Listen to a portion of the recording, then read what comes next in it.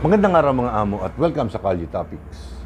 Sa video na to ay magkokomento tayo patungkol po dito sa ginaganap na pagdinig sa Kongreso, patungkol nga po dito sa mga di umano ay fake news na ipinapakalat ng ilang mga vloggers o mga social media personalities na sumusuporta sa kung kanino mga politiko. So,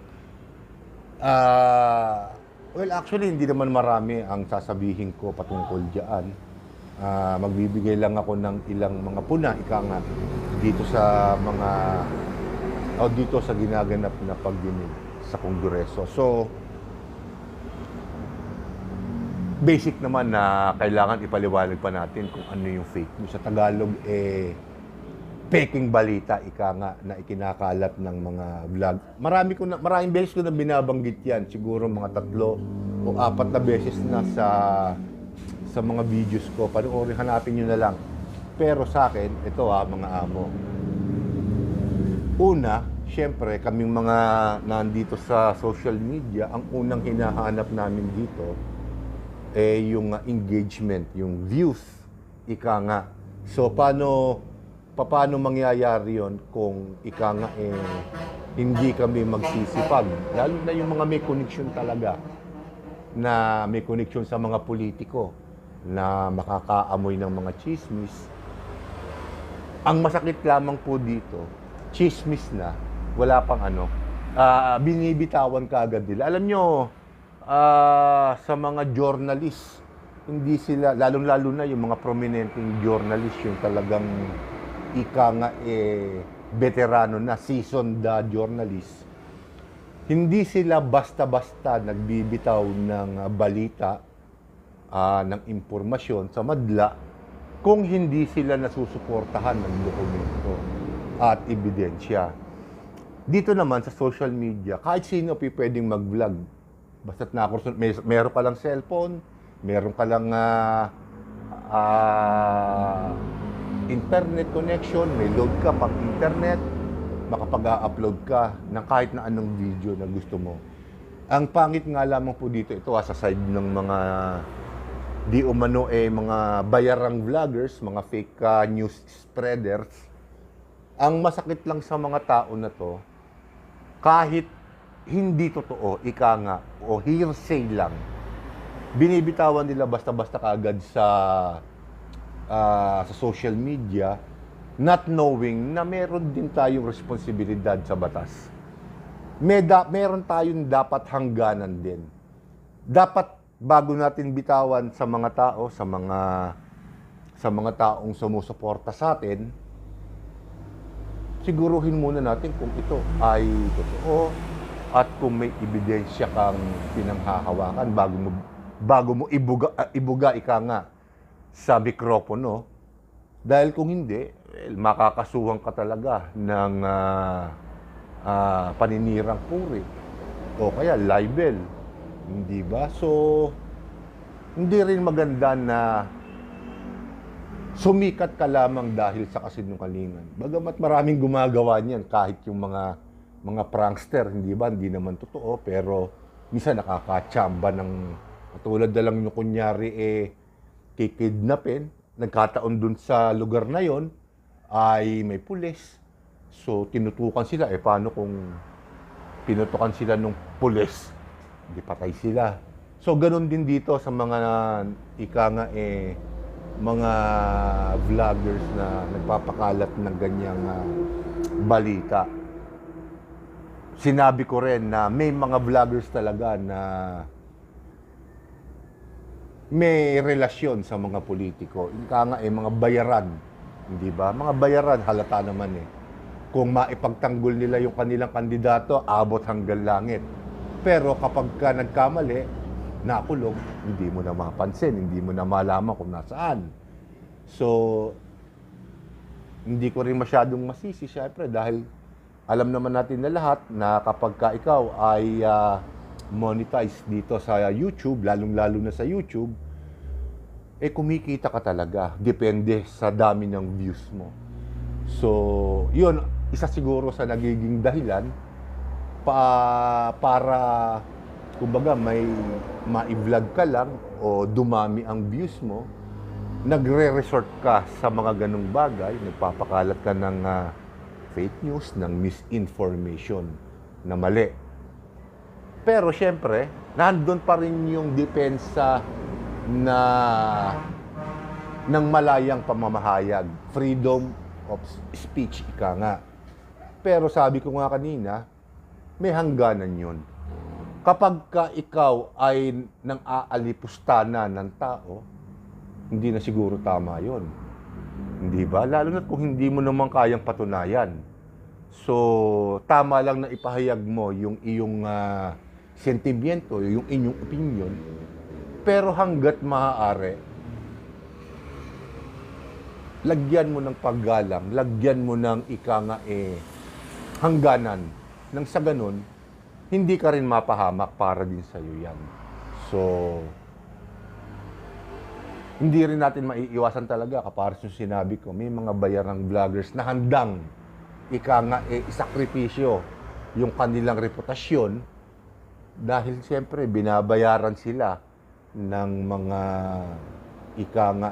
may impluwensya at mayayamang mga politiko. So, yung iba dyan, practical lang talaga. Kaya katulad niyan, kapag ka naimbitahan ka sa isang pagdinig katulad ng Kongreso, napanood naman natin, halos maiyak na yung ang tawag sa kanila pag inimbita, resource person. Halos maiyak na sila. Yung iba ayaw umattend. So, nagmumukha kang ngayong kawawa. Hindi ba? Hindi mo maipagtanggol yung tinatanong sa'yo dahil alam mo, hindi mo kayang suportahan ng ebidensya. So, yun sa mga vloggers na inimbita.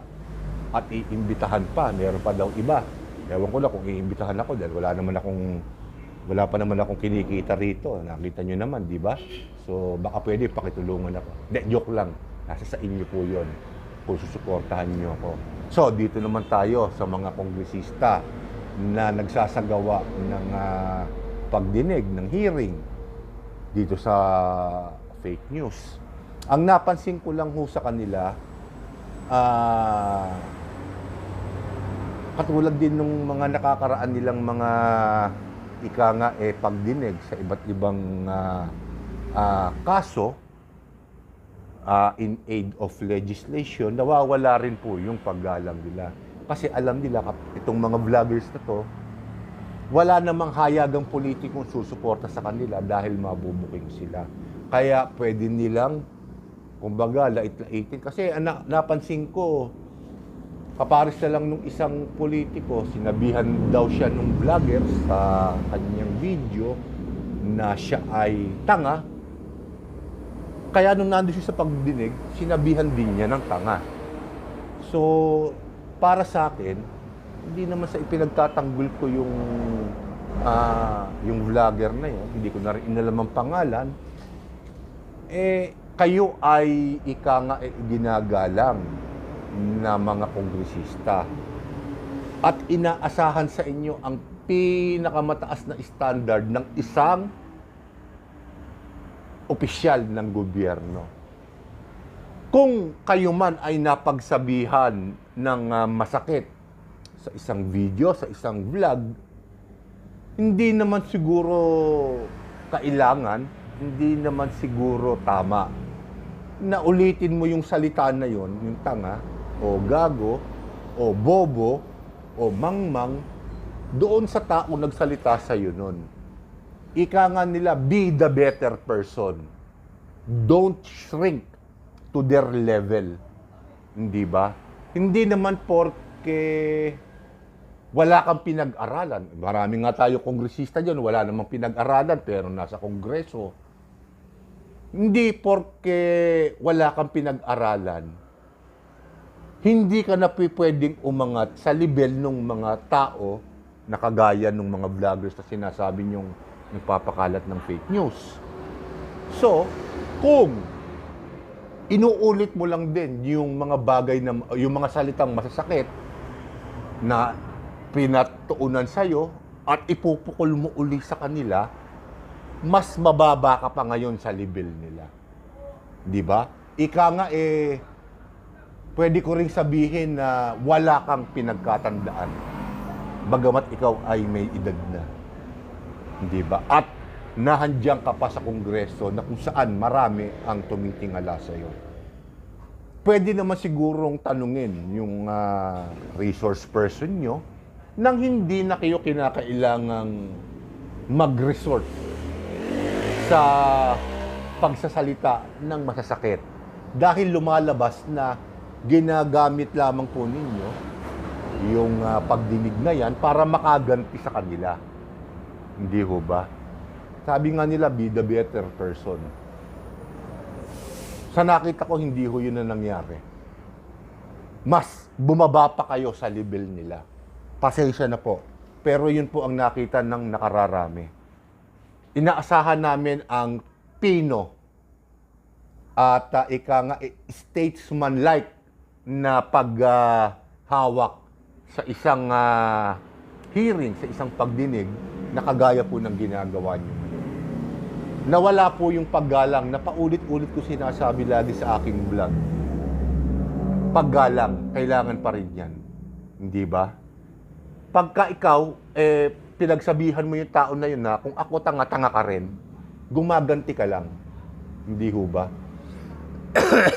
Napangit. Hindi ganon ang paraan ng pagganti ng isang may narating na tao. Hindi ho ba? Hindi ko nasasabihin yung may naabot. May narating. Kasi may narating kayo. Nakarating nga kayo dyan sa Kongreso. Hindi ba? Kahit hindi kayo nakatapos, kahit hindi kayo abogado, nandiyan kayo, inilagay kayo ng tao dyan dahil iginagalang nila kayo. Kayong mag-isip. Hindi ba? Kayo ang matatalino Kayo ang all-knowing, all-powerful sa Kongreso. Tama ba yung ginawa ninyo? Na laitin naman ninyo sa bulwagan ng Kongreso, sa isang pagdinig, sa harap ng maraming tao at sa milyon-milyon na nanonood ng pagdinig na yon. Nabastusin nyo sila. Pambabastos din po yun Binastos mo ako, babastusin din kita. Ang lamang ko lang, nahandito ako sa upuan ng kapangyarihan. Kayo wala, nahandyan lang kayo. Ordinaryong vlogger lang kayo. Ordinaryong tao lang kayo. Yan ang nakita ko na tumatakbo sa isip ninyo. Bagamat nagbabanggit kayo ng katakot-takot na batas, pero merong isang bagay po kayo na nakalimutan. Nakalimutan po ninyo na ang resource person na inimbita ninyo ay nangangailangan din po ng paggalang. Ika nga nila, huwag mong gawin sa ibang tao yung ayaw mong gawin sa'yo.